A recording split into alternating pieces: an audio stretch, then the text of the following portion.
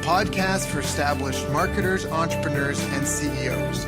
The ones who want to join me in my mission to create 200 new multimillionaires who solve world problems with entrepreneurship. If that's you, then this podcast was created to give you access to the tools, training, strategies, and tactics you need to achieve multiple seven-figure profits as soon as possible. This world needs the best business you can build, so please get ready, open your mind, believe you can do this, and let's build a better world together for future generations. Hello, everyone. Thank you for joining us. My name is Daryl Urbanski, your host as always, and today we are joined by my friend Adrian Savage. Adrian is a dad, a geek, and an entrepreneur, and he's been an Infusionsoft certified consultant and developer for the last 6 years since he left the corporate world. And when one of his clients had a major issue getting their emails delivered, he quickly became an email deliverability expert. In fact, to solve his client's problem, he created WeDeliver.email, a unique solution that lets Infusionsoft users deliver their emails through third-party providers without changing the way that Infusionsoft works. Since then, he's worked with many well-known names to help them improve their email deliverability, inbox placement, and audience engagement to help them get their message out more effectively, get more emails opened, and ultimately get more sales. I've asked him to join us here today because for anyone using email in their business, they know making sure your message gets through and gets opened is not as easy as it once was. So Adrian, thank you for joining us, my friend. How are you doing? Hey Daryl, it's a pleasure to be here. I'm doing really well, thank you. That's awesome. And we've talked shop a little bit on email deliverability. And for some people, if you're listening in and, if you're just a fan of the show and listening to this and it doesn't seem to relate to you, like before email used to be like mail. If you tried to mail your customer, it wasn't guaranteed your mail would actually get delivered all the way through. There was a lot of drop-off points. When you drop it off at the post office, they may have just thought it was junk mail because if you were doing bulk mailing and just thrown some in the trash, it might not have been delivered to the proper place and then just kind of been thrown out because it was improperly sorted. The postal worker at the other end that's supposed to do the route and pick it up maybe wanted to get out early one day and didn't think your letter was important. There's a lot of missteps that can happen along the way. Now, when we first came out with electronic mail, that wasn't as much of an issue, but over time, a lot of these drop-off points kind of have established in their own little digital ways. So part of what we're here to talk about today is that exactly, because just because you're sending out 1,000 emails or 20,000 emails doesn't mean that those people are A, getting them, or B, that they're opening and reading them. So now, Adrian, can you maybe give us a scope a bit about what's going on in the email world today? I want to talk a bit about your story, but really to get started, just to kind of paint the picture for people, what's the environment right now for a lot of businesses? Whoa, okay. Now, the greatest comparison I normally make with email deliverability is it is a little bit like search engine optimization or SEO. You know how everyone's always playing this game to try and stay one step ahead of Google and try and make sure they're on page one of the rankings and all this kind of thing. Mm-hmm. And the really scary thing is that getting your emails into the inboxes of your audience is probably now even tougher than keeping ahead of Google with SEO. It's reached the point where the landscape is shifting, maybe not on a daily basis, but, weekly, monthly, there's little changes, and for so many reasons it's just getting harder and harder to get your emails open and read by your audience. So it is really just around not necessarily keeping one step ahead of things, because as long as you do the right things then you're going to have success, but it's more around just understanding how the system is changing. And we're talking billions of emails every day are being sent around the world. And the reason it all went wrong in the first place is because of our favorite topic called spam. And if it wasn't for the fact that all these really shady characters out there trying to sell their, all the things, your phishing emails, your fake emails, your scams, your Viagra adverts, all this kind of stuff. And because of the proliferation of that, everyone's had to put defenses up against, emails that you don't want. And the result of that is sometimes the legitimate stuff doesn't get through, or because it might look like it's not legit. And then the other challenge, of course, is that, when I started, I've been in the IT world for 35 years or so now. And back in the early days when email came out, it was like it was a novelty and nobody used it. And if you got an email, you read it. Whereas now, I have a fairly quiet inbox and I get maybe 200 mails a day. And I'm sure not going to read all of them, because even though they've come in, they've got through the spam filters and all the rest of it, then I just don't have time, and most of them don't capture my interest. So I'm only going to open the mails that I really want to see. So you put all that together and it's getting harder and harder and harder to actually get your emails to the point where they go out to your audience, they see them, they open them, they read them. So what I can share is a few hints and tips that will make it easier for you to achieve that, because at the end of the day, if you can't engage with the audience, then you can't add value to them, you can't get your message out there. And, to most business people, and even if you're not in a business, even if you're just keeping in touch with someone personally, if your emails don't get read, you've got a problem. Now, before we even jump into that, can you tell me a little bit about your story? Like, how did you get started? Do you come from an entrepreneurial family? You were in the corporate world to begin with. Like, what was your path on being a business owner itself? Yeah, it's an interesting story, because I was so not cut out to be an entrepreneur. My family was all, traditional, old school. So, I've been a geek since I was 7 years old. So I was very lucky. My dad brought home an Apple II computer to help him with his work. He kind of didn't get on with it very well. He was about to sling the thing out the window, which is when 7-year-old Adrian starts reading the manual and teaching dad how to use his computer.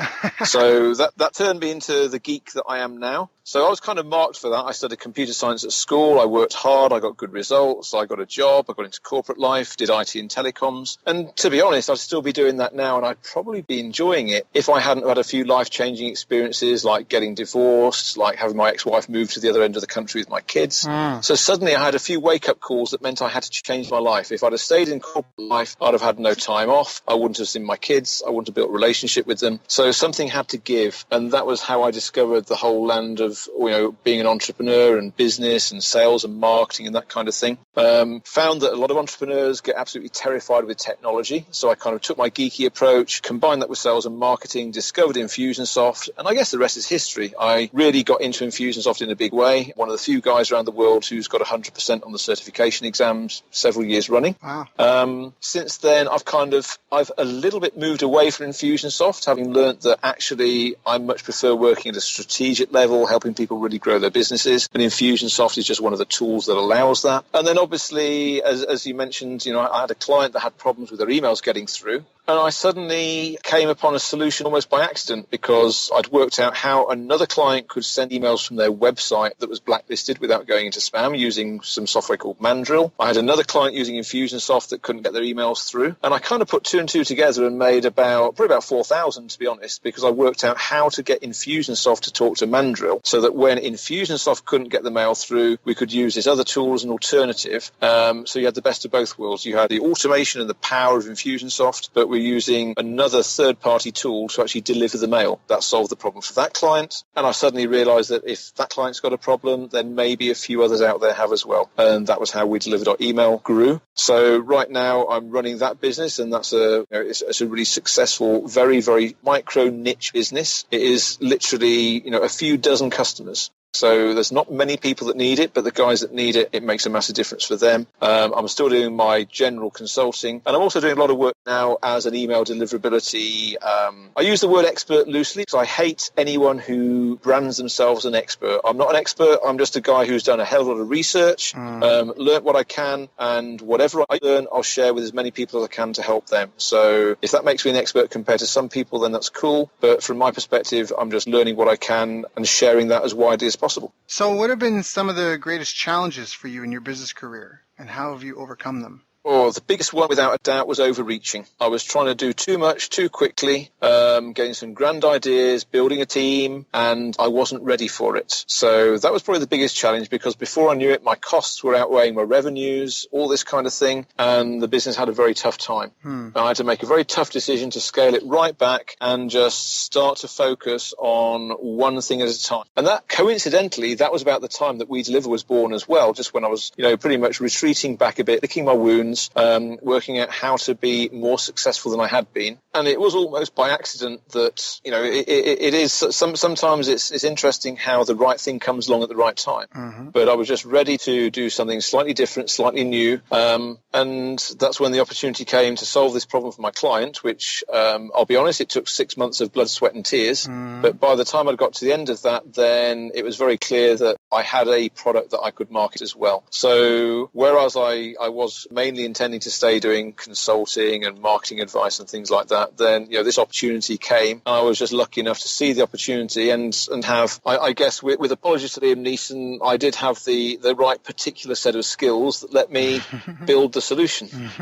I love that. And so what I love about this and what the audience should be listening to is that you solve one person's problem and then found a way to make it scalable, that you could do that for thousands of people. Yes. I love that. Absolutely. Because that's the quintessential thing. There's a lot of people that have grandiose visions of solving a million people's needs, but at the end of the day, it's one customer at a time. And then thank goodness, because of technology and that, we find ways to multiply and scale ourselves. So I just love that, because you focus on solving a problem, not so much of a market. And then now you've got a problem, and now you're going, who are the people that suffer from this problem, and which ones, do I want to deal with? Because that's the thing. Yep. You know what problem you solve, and there's a whole host of people that have that problem. You get to cherry pick the types of customers you want. So I really like that. And I liked how you talked about focus. You said you focus on one thing at a time. I got a favorite acronym for focus: follow one course until successful. Focus. Follow one course until successful. Do less, better, and to completion. That's such a great thing. Absolutely. And the thing is that is an antidote to a horrible disease called entrepreneuritis. Mm-hmm. And every entrepreneur I've ever met at some point or other becomes a shiny penny chaser. And there's always one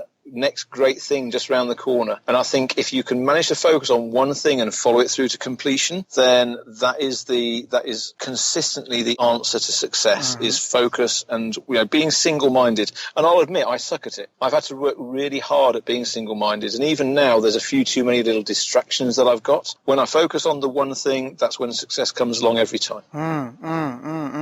Yeah, I think that's so true. So what would you recommend to people who are starting out and struggling in their businesses? I think it is. It's a variant on what we've just said. It's pick one thing and become brilliant at it. That's the most important thing. At the same time, though, and this is the thing that really tripped me up for a long time, is you have got to be supremely confident that you can do it. I think it is way too easy to allow yourself to get in your way, to not have the confidence. It's not good enough to think you can do it. You have to know that what you are doing is going to be successful. Yep. Anything less than that, and you're setting yourself up for a big fall, because you've got that bit of doubt at the back of your mind that someone's going to find you out. And I'll be really honest, it's been a massive challenge for me, and I've had too much self-doubt for too long. And it was only when I reached the point when I could deal with that self-doubt, when I could start to choose to ignore that little crazy person in my head telling me that I couldn't do this, and start to really, truly believe in myself and have supreme confidence I could do it. That's when it all starts to come together. And the more I practice that, the more successful it becomes.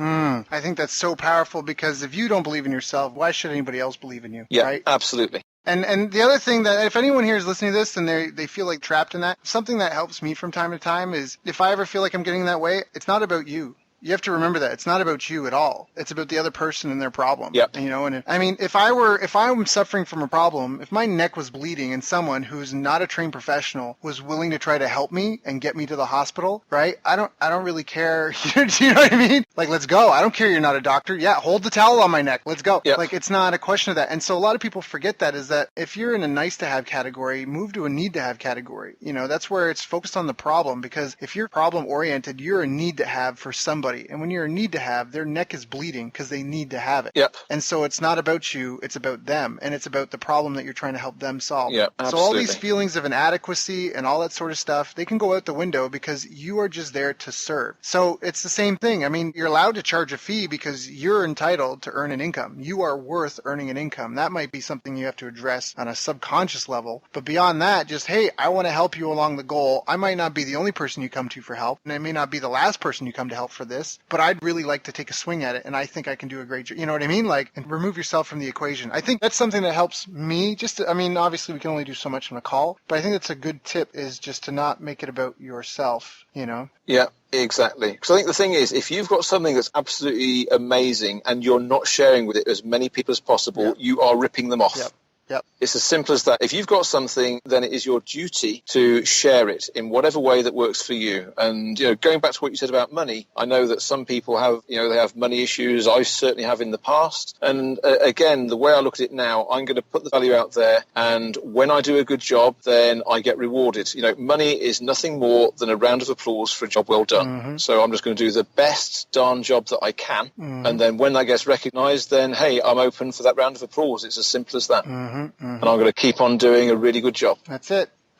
So well said. So now, what do you see are some of the greatest mistakes you see your clients and entrepreneurs making in terms of like email marketing? Being scared to let go. That is the biggest mistake out there. What does that mean? And what I mean by that is, supposing you've spent years and years building up your email database, and it doesn't matter whether you've used Infusionsoft, MailChimp, Aweber, it doesn't matter. Imagine you spent all these years building up this email database, and then someone like me who claims they know everything comes along and says, right, you've got to delete half of your contacts out of your database now.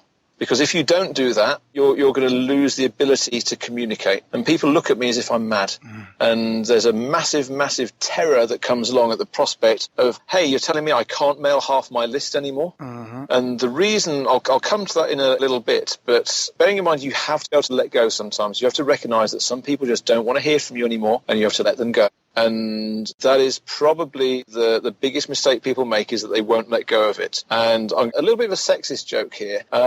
But you know how it's always the guys that say that size doesn't matter? Yeah. Strangely enough, it's the same guys that will not let go of their email list, and they're all about the size of their list, not the quality. And maybe it's a coincidence. Maybe I'm being a bit unfair on the guys, but my female clients seem to be much more pragmatic and much more willing to cull their list if it means they're going to get better results. Right. But it is an interesting one, because it's one of these cases where really and truly less can be more. So why am I deleting half my list? Like, if you give me a good reason, I will, but why? Okay, sure. So this all started to change. I first learned about this, it's probably about 6 years ago, when I was just first getting into Infusionsoft, and the phenomenon of engagement scoring was in its infancy. It was something that Google and Gmail had just started to do. I'll explain briefly how it works. Imagine you're sending 10,000 emails out. So you've got an audience, you've got 10,000 people on your list, and you're going to send an email to all 10,000 people. Now, these days, probably a little bit more than half of your audience will be using Gmail or G Suite or one of the Google email tools to manage their email. And that's quite scary, because it means that Google can see pretty much half of all the emails that are going around the world.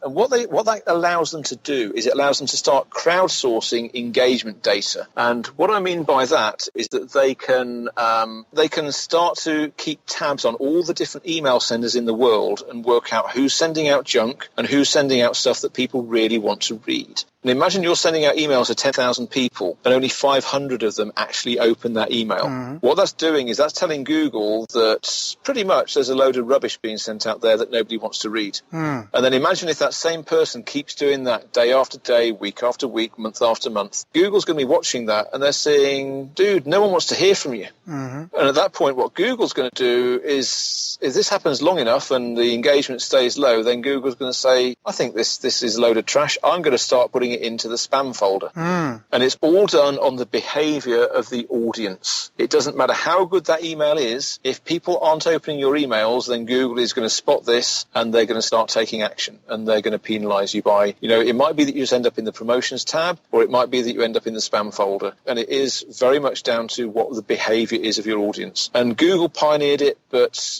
it's no surprise now that Microsoft is doing it, Yahoo is doing it. So it doesn't matter which email provider you're using, then the chances are your behavior is telling them whether or not they should put this mail in the spam in the future. And I think if for people that may be like that stupid or not quite get it, I think you have to remember, for the email service providers, Gmail wants people to use Gmail and nothing else, right? Yep. They don't want you to use Hotmail. They don't want you to go anywhere. And if you have to think, if someone were in your room, I've said this, I've been saying this for years now, probably at least 3 years. If someone was in your office and you were just barking at them and they never looked at you, they never said and acknowledged and nodded their head, they never said anything back, how would you rate on a scale of 1 to 10 the quality of that relationship? Do you know what I mean? Like, it would obviously not be a good relationship. There's no engagement. They're not even really acknowledging your existence. They're not responding. They're not doing anything. And it's the same with email. If you're blasting emails at people and they're not opening, they're not clicking, they're not doing anything, that's obviously, like you said, there, Google and these people are going, this is just junk, this is spam, we're going to put it in the spam folder. And so that's a great analogy. Now, do you have to delete the contacts? What do you recommend? Do you just start filtering out how frequently you email those people, or what? Do you just delete them? Okay, so the simple answer is it depends. The slightly more detailed answer is that the big thing is how good you are at keeping your database clean and up to date. Because one of the issues that you've got is if you just keep mailing people and let's suppose their mailbox becomes inactive or something like that, they close their Gmail account down or something, that email address is going to stop working. Now, if you're using any decent email marketing tool, then it will realize this and it will stop you from sending mails. But supposing you don't send emails out very often to your audience, then it might be that if you wait too long, and we're probably talking 6 months here, so as long as you're keeping in touch with your audience reasonably frequently, you won't fall foul of this unless you're being a bit of a naughty boy or a naughty girl. But as long as you're removing people with dead email addresses from your list, then you're not going to trigger spam traps and things like that, because what all of these providers will do is, supposing I've got an email address at Google that is just adrian@gmail.com or something like that, and I stop using it, then Google are going to wait 6 months, and then maybe after 6 months or so, they're going to reopen that email address if no one else has claimed it. And what they'll be doing is they'll be looking to see who is still sending emails to that address which hasn't been active for more than 6 months. And if someone repeatedly sends emails to that, which is it's a spam trap address, then again you will very quickly get blacklisted, not just by Google, but there's all kind of different organizations out there like Spam House and all these other blacklists. And they're looking for that kind of behavior to actually catch people who aren't looking after their list. So that's one of the reasons why you should actually delete people. But as long as you're mailing slightly more often than that, what you need to be doing is just looking at who is opening your emails and how often. Because as an example, if there's someone who hasn't opened a single email for you for 3 months, then something's gone wrong. They're either not interested anymore, or they're all going into the spam, or whatever it is, but they're not seeing your emails. Now, those guys, by continuing to mail them, you're giving Google the chance to realize that they're not engaged with you. If that's a widespread issue, you're going to find that it becomes a vicious circle, because the fewer people that see your emails, the fewer people will get them delivered to. So what that means is, at that point, yes, certainly you should stop emailing in general. And this is where the purpose of something called a re-engagement campaign might come in, because it's not unreasonable to give people one last chance. It might be that they just got distracted and maybe they're seeing your emails come in and they're just kind of ignoring. So you can put together a re-engagement campaign that will just send an email saying, hey, do you still want to hear from me? If you do, then click on this link and I'll keep sending you an emails. And if for whatever reason they still ignore it, then there might be you send an email, is this goodbye? And then maybe one last email saying, right, that's it. And then after that, you stop. The beauty of that is you can automate all of that. If you're using Infusionsoft or ActiveCampaign or any of the more sophisticated marketing automation platforms, you can automate the whole process. So you can say every time someone gets to 3 months where they haven't opened an email from you, then you can actually put them into a re-engagement campaign, and it will automatically give them this kind of one last chance. And then if they still don't respond after that, you've got to, maybe not delete them from your database. If you're not being charged per contact, then you might choose to just put a tag on there or deactivate them or something like that. But at the end of the day, you just got to do something to make sure you don't keep mailing these guys, because you're not doing anyone any favors. They don't want to hear from you, and you don't want your engagement to go down any further. Right. And there's things that you can do, especially in today's day and age. You can try to re-engage them with exporting the email and uploading it to something like Facebook or Google AdWords, where if you have, I think, at least 100 email addresses, you can run ads to those people, and that would be a way to try to re-engage them. Absolutely. But yeah, I think people are really protective. People are really protective of their email inboxes, right? Like, you can show ads on the sidebar of Google or on Facebook, or again on a page that you're going like Google AdSense or whatever, AdWords, the display network. But if you're in someone's email inbox, people treat that like you're in their house. Well, it is. And the thing is, email is a very, very personal thing still, because, people get very, very highly outraged if they think that getting spammed. And, so the easiest way to get shut down from sending email is if you just annoy one person sufficiently to the point where they make a personal abuse complaint about you. Right, right. You know how you've got the feedback process. So at the bottom of every email that comes from any marketing platform, you've got an unsubscribe link, and then they give you the chance to report that as spam. If you're using anything like Gmail or Yahoo or Hotmail or whatever, there's a spam button right at the top of your email client as well. And all of those things, in theory, that will stop the mails going out. However, if you really dig deep, then you'll find there's also a way of reporting abuse, and you can actually contact whichever mail provider the sender is sending their mails through. And you can send, it'll be abuse at, whatever, aweber.com, abuse at infusionsoft.com, whatever it is. And you can send a human written complaint to that. And as long as you can justify it and hold it up, those guys will investigate, and they will come down very hard on that person. Right. So you've got to make sure that if you're sending out thousands and thousands of emails, then you don't want to upset people to the point where they're going to do that, because I've seen it happen. Because then, as long as you are squeaky clean, you're okay. But if you're doing anything that's even slightly shady, and you come to the attention of the email compliance team in whichever ESP you're using, then you're going to have a whole long conversation that you haven't got time for and don't want. And depending on the provider, they might actually shut down your email sending while you're having the conversation as well. And if your business depends on email, then that can become very costly very quickly indeed. Yeah, very scary. Very, very, very scary. And like you said, it's a conversation you don't want to have, because as soon as you're having that conversation, the chips are stacked against you already. Yeah, so I think that's fantastic. So can we recap on some of the best habits you feel that have helped you and your clients have fantastic email lists? And I love what you said before, too, that it's not about the size of your email list, it's about the relationship. I know of people that have done over $100,000 with an email list of 200 people, Yeah, absolutely. And it's because the quality of the relationship. And I think that that's really important. So can you maybe speak to the habits, or just recap on the habits? To have a really highly engaged list and a clean list? Yeah, I think the main thing, and I'll kind of widen it out a little bit and say that people who are most successful are the ones who take responsibility for their own email reputation and their own email quality. Mm-hmm. It's way too often I hear people blaming the email service providers. They blame Infusionsoft, they blame MailChimp, they say, deliverability sucks. Mm-hmm. I have spent a lot of time comparing all the different platforms, and in particular I've worked a lot with the email teams at Infusionsoft and ActiveCampaign. And the one thing I will say is these guys, they literally work tirelessly, almost round the clock, to make sure that their emails get through as best as possible. And there is nothing that these guys aren't doing on your behalf to get the emails out there. Right. So anyone who starts coming along saying it's Infusionsoft's fault, then I will agree that maybe one time out of 100 there might be a specific scenario where the provider has got a problem, either that affects your specific audience or maybe everybody, but that's a rarity. But most cases it is down to the quality of the emails. People think that there's a deliverability problem, but actually in most cases it's just that because of the way that you're sending your emails, then the Googles and Hotmails of this world are just deciding not to put it into the inbox. There's a very big difference between a deliverability problem where the emails literally aren't getting as far as Gmail versus an inbox placement problem where it's got as far as Gmail and Gmail's just decided, hey, I'm going to put this in the spam. Right. So it's very much about the mindset and not blaming deliverability and saying, I take responsibility for this. I just need to do whatever I can to make sure my emails and my sending, my habits are good enough to get me into the inbox. And, there are some tools in people's that are out there in people's favor to make this easy, because it might sound kind of scary or daunting right now. But a couple of things that I'd like to speak to that kind of feed off what you mentioned was, like, changing a provider won't help, right? If you're with someone, if you're with ActiveCampaign or Aweber or NetAtlantic or whoever, and you're having email issues, it won't help you to switch to another provider. In fact, it can hurt you. Is that accurate? I'd say 99 and a half times out of 100, then switching providers is going to make no difference. And you're absolutely right. When you switch to a new provider, you are always going to have an uphill struggle because, again, there's something else called Snowshoe Spam that I won't go into now because it would take way too long to describe it. But the idea being that spammers will often use multiple different platforms to send their emails out. So if you suddenly start using multiple platforms at the same time to send your emails, then you're going to trigger a Snowshoe Spam filter.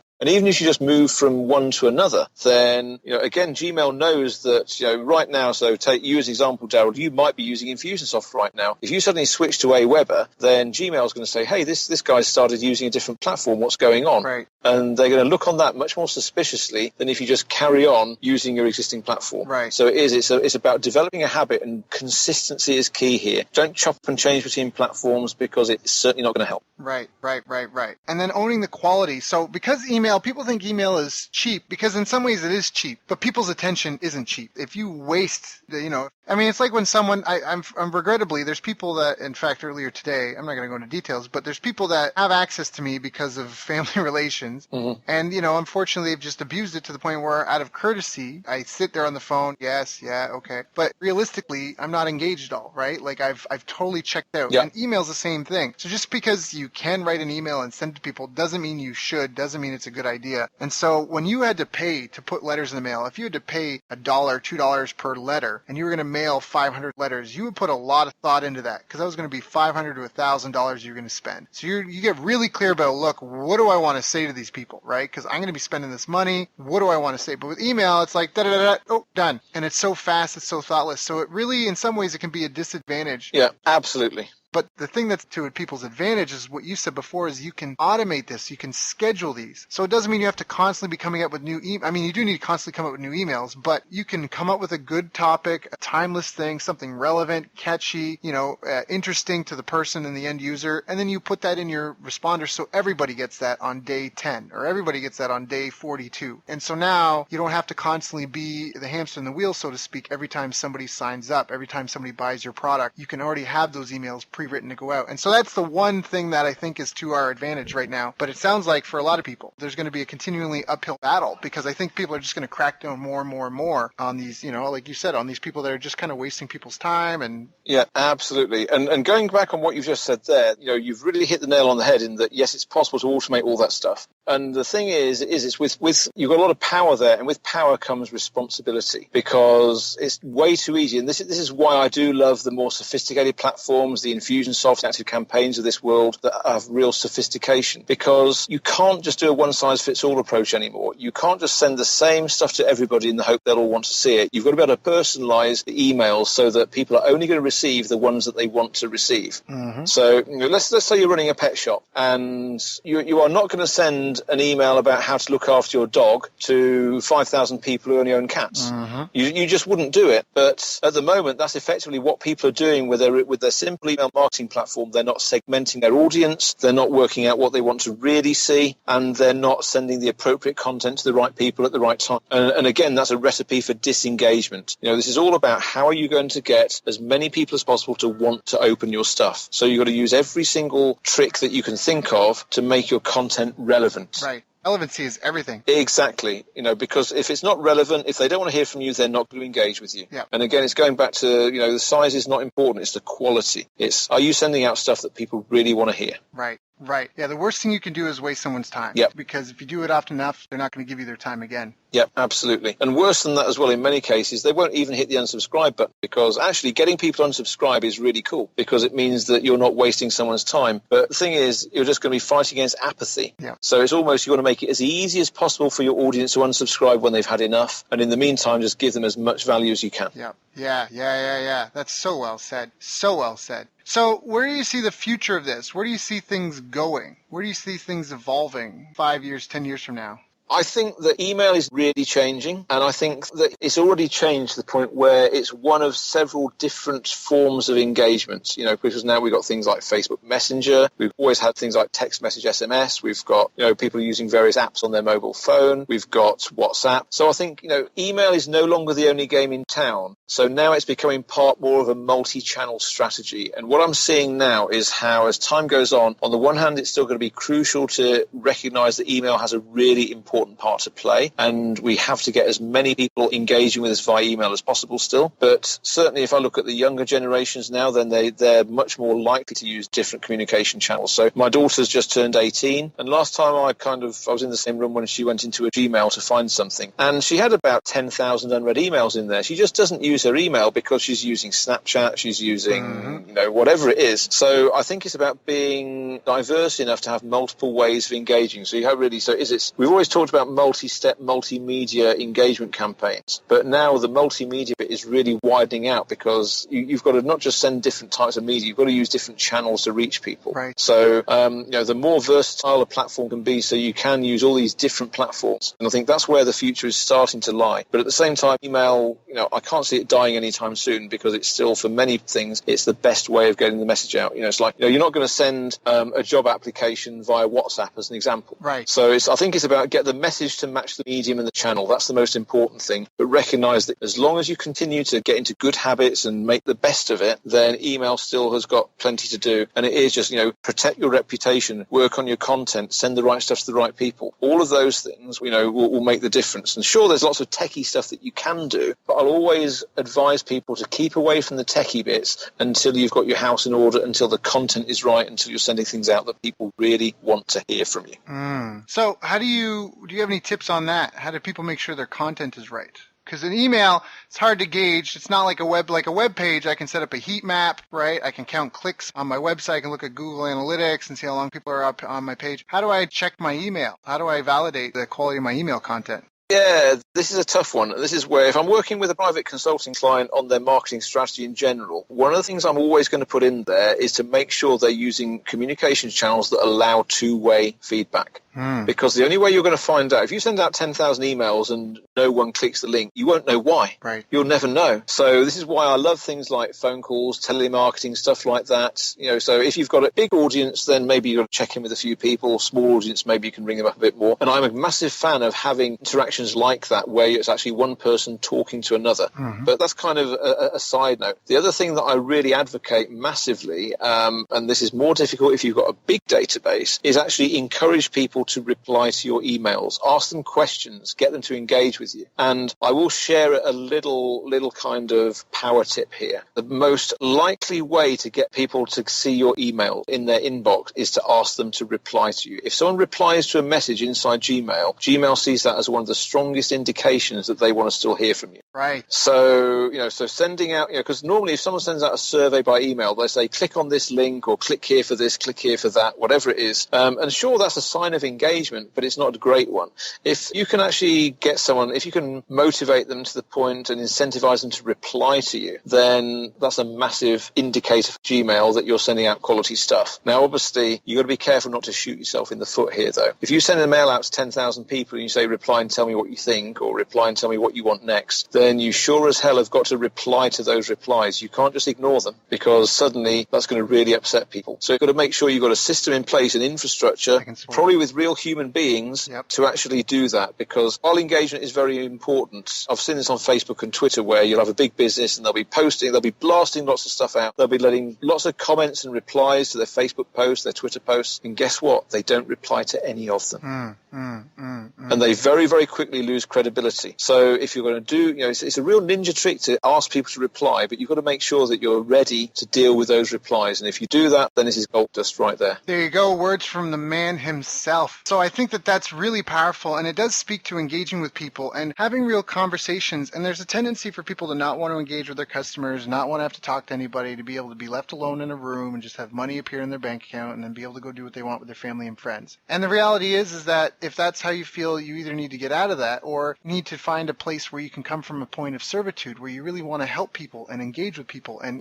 do something you're passionate about. Yeah, exactly. Or just go get a job where you can clock in and clock out, because otherwise it's just going to be the bane of your existence. Yeah. A lot of companies are scrambling because their target demographics are aging. And so people who watch TV is an aging demographic. And that's a mass media channel. And unfortunately, a lot of the younger generation, they're going online. And there's YouTube, sure, but there's a ton of other niche video sites. And people are watching video on Facebook and all sorts of stuff. And they're getting really specialized. And it's hard. I remember I had an opportunity to speak with Greg Ranker from Guthy Ranker, the infomercial company that's got like Proactive and 101 other products, literally hundreds of millions of dollars per year. And they're trying to find a way to push volume online like they do with television. Television, they get one spot, they put it on a couple networks, and they're pushing like millions of impressions. Big money. Yeah. But they're aging. Yeah. They're aging. And they're nervous because they don't know what they're going to do to replace that. They don't know what they're going to do to replace that in 40 years. That's something that they're afraid of today. Yeah. And that's where, like you say, by taking these practices, by building a community, a tribe, by building a better relationship with people, you become magnetic to those people, right? When you become hyper relevant, people want to open your messages. They're like, dude, absolutely. You got to connect with this guy.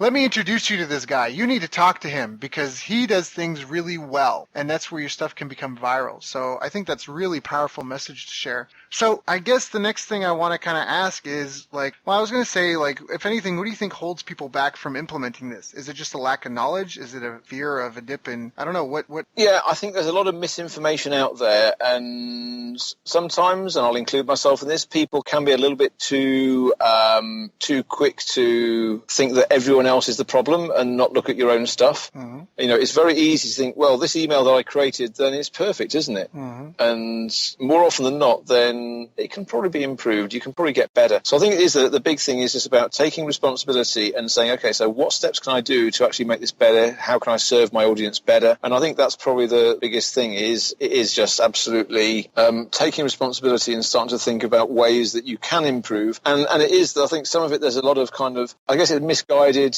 old world thinking where people are just thinking that the rules haven't changed from 10 years ago where you could literally blast out 10,000 emails and everyone would love you. And it has changed, and some people realise this. Other people, they see their open rates going down and they're saying, oh, it's just because the platform I'm using isn't as good as it is. But, in reality, they're declining everywhere, and unless you're doing something clever, you're not going to buck the trend. So I think it is. It's about, but also people try, they try and game the system. It's like, I still know people that will maybe put 50 empty lines at the bottom of their email so that the unsubscribe link button's pushed all the way down. Right. Yeah. Right. Yeah, and it's like, why on earth would you do that? You're making it harder for your guys to unsubscribe, which means that instead you'll just get ignored, and there's just silly things like that people don't realise it's a bad thing to do. Yeah. But all they're doing is shooting themselves in the foot. A great quote comes to mind where don't wish it were easier, wish you were better. Yeah. Don't hide the unsubscribe button. Don't wish it were easier to keep people on your list so you can blast them. Wish you were better so people wanted to be on your list. Exactly. If someone doesn't want to hear from me, then I'm quite happy to let them go. On my, because I've built a very small niche list of Infusionsoft users that are interested in deliverability, and I've got maybe 700 people on that list. It's a comparatively small list, and every time I send an email out, I will get 3 or 4, 5 unsubscribes. Mm-hmm. But that's absolutely cool. I'm happy for that because it means maybe they're not using Infusionsoft anymore. Maybe they just don't like what I've got to say. But that's absolutely fine because it means that I'm not wasting their time anymore, and it's not wasting resources that I could be using elsewhere. It is just, get the value out there, and if the value's there, the day that I send an email out and suddenly 100 people unsubscribe, and I know that I've goofed big time and I've got to, raise my game. Right. But it's about keep an eye on the numbers because it is, a little tip I'll share is never compare your open rate with someone else's. But certainly, because I could double anyone's open rate by going in and deleting half the contacts that haven't engaged. That's one of the tricks. But on the other hand, you must compare your open rate this week with your open rate last week and the week before and the month before. Right. Because if the trend is that it's going down, then you've got to recognise that and do something about it. What I love is that you're talking about the trend because open rates are more of a chest beating metric than an exact science. Yep. But the trend should be the same. Exactly. If you're adding, hundreds of people, thousands of people to your list per week, you might have to be more careful because you might have, onboard a mass of people from Yahoo and then a mass of people from Gmail and a mass of people from somewhere else. So that can fluctuate your open rate. But generally speaking, for the general population, for 80% plus people listening to this, open rates will just be a trend and something to watch and, and pay attention to that. But just know that those metrics are really hard to track. And so it's all about the trend. And things growing or are they declining? That's fantastic. Absolutely. Yeah, that's exactly it. So, Adrian, you've been so forthcoming and helpful in this. I feel like we've really made some headway and hopefully given people some stuff to think about. Are they engaging with people? Are they having two-way conversations? Are they just blasting people? Are they barking at someone in a corner in the room who's not looking at them, who's not nodding, who's not responding? If that's the case, then maybe they need to change their approach and get out of that because it might be okay today, but the way the things are going, it will not be okay tomorrow. And how do you segment people to give them more of what they need, they want right now, and even change it up after a while? Because their life's going to change. They're not going to be the same person in a year with the same issues, hopefully. And so that's some real heavy thinking to think about. Think about those things and how do you build that into your business and how do you incorporate that and how do you plan for that? And I think there's been some wonderful nuggets we've given people. Is there anything I should have asked you about that I didn't ask you about? It's a tough one. I mean, I could talk on this for hours, days, weeks, months probably. What I'm doing, rather than try and cover one last thing now, anything like that, then it's probably a good time to actually share share there's a brand new free mini guide that I'm just launching. It's a series of emails all about email deliverability, inbox placement, showing you exactly how you can maximize your deliverability and engagement with your audience. And what I'd love to do, if you're okay, is for me to just share the link to that. Yeah, do it. I've actually got 2 bits in there. It starts off, then you can just put your name, email address in there, and I'll put you through the guide. But at the same time, I've also actually included a little email deliverability survey in there, because what I'm really keen to understand is, well, what are people seeing out there in the real world? What are your challenges right now that I maybe might not have covered yet? What trends are you seeing? What do you make of your platform? What are the particular problems? How can I help? I'd love you to just hop online, certainly request the access to the mini guide, and I'll start sending those emails out, and that's nice and easy. If you'd be willing to fill in the survey that comes as part of that, then that will really help me. And at the same time, I will help you guys by being able to actually tailor the content that I provide to match that. So again, it's a perfect example of practicing what I preach. I want to know what people need, because I'm then going to give it to you guys. And to get hold of that is really, really easy. You just need to hop onto the website, and the web address is just http://wedeliver.email/guide. I'll just repeat that. It's wedeliver.email/guide. And if you go there, then that'll give you everything you need to get you an even better chance to get your emails in front of more people, so they're reading your emails, they're engaging, and that can make massive difference to the business. And I think that a lot of the principles we talked about, it's not just for email either. It relates to email as well as to any other communication that you're doing with your clients. It's just the channel might be different. There's tactical nuances to email for sure, but being relevant and interesting to your prospects and the people you're messaging, that doesn't matter whether it's Snapchat, whether it's Facebook, whether it's text, whether it's even in face-to-face and in person. So go check out wedeliver.email/guide. Adrian, thank you so much for joining us today. It's always an honor and a pleasure when we talk. I really value and appreciate you, especially for coming and helping me share with my audience today. So thank you so much, and I just wish you all the best, and thank you. No, thank you, Daryl. It's been a real pleasure. And just the last note there, if there's anything that I can help with, then you're welcome to find me on Facebook. It's just facebook.com/Adrian Savage. Add me as a friend, ping me a message. Obviously, you know how to get hold of the mini guide. So always happy to help if I can. You've reached the end of our interview. Now, first, let me thank you for listening. I appreciate and respect you more than you'll ever know. And now I'd like to ask you a couple of questions. First, what 3 lessons did you just learn? What 3 aha moments just jumped out at you? Second, what can you implement for yourself and your business in the next 24 hours? Third, what can you give to someone else to help you with, or give them to just do it for you? Whatever it is, remember, taking action is the secret sauce to results. Now, if you think this interview would be helpful for a friend, please give them a link to it. It'll help them, and it'll help me too. I'd also like to invite you to help me find out more about the challenges you're facing, your dreams, your goals, and how I can help you overcome what's holding you back. We both do better when we know better, and your success is my success. So please reach out and interact. You can visit our website, bestbusinesscoach.ca for Canada or California, where I'm from and where I'm living. You're welcome to also try out one of our paid programs. You can find us on YouTube, Facebook, and pretty much every other social media channel you can think of. You should also subscribe to the podcast, and if you're enjoying them, please leave us a nice review. It really helps. That's all for now. Once again, thank you. Take care of yourself, and remember, the world needs the best business you can build. And I believe in you. So look, I was privileged enough to sit in the room the other day and listen to Daryl present. I had the great fortune to spend some time with Daryl Abrinsky during this week, and we had an incredible 2.5-hour presentation from Daryl. Daryl was amazing. I got so many little nuggets of wisdom. I hadn't heard Daryl speak before, but what struck me from his presentation was He's one of these hidden masters in the internet marketing world who's worked on some pretty incredible launches. Daryl has a ridiculous amount of knowledge. Daryl Abrinsky's presentation was absolutely great. I really loved an incredible knowledge of numbers. He is a very articulate, very knowledgeable, very advanced marketer. Well, he talked a lot about keyword tools and how to research your niche. So it really created a lot of predictability around moving forwards in our business with the marketing and sales aspect, which is so important to any business to really see it grow. Where he walks you through step by step How to judge in detailed form how much money you could potentially make from a market based on AdWords, keyword research, and putting together quite complex Excel spreadsheets.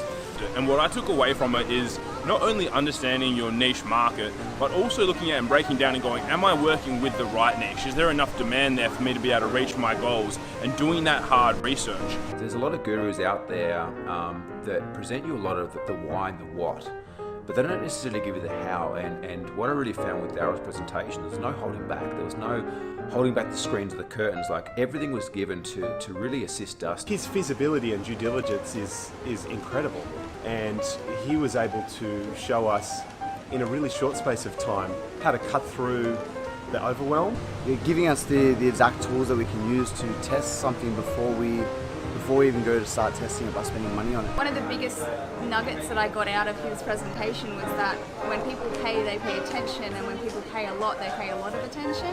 I just love that. I think that's a great way to look at how to price yourself. And he was a great speaker, lots of energy, and it was really great to spend time with him. Honestly, phenomenal presentation. I would love to catch up with him, next time I'm in this part of the world.